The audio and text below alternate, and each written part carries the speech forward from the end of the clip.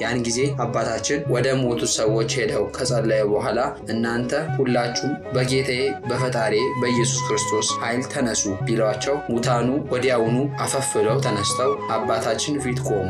አባታችን ሃይማኖትን አስተምረው አጥምቀው ክርስቲያን አድርገው ከዚያ በኋላ አባታችን ከነሱ ተለይተው በመብረቅ ተጭነው ወደ ምድረ ከብድ ተመለሱ።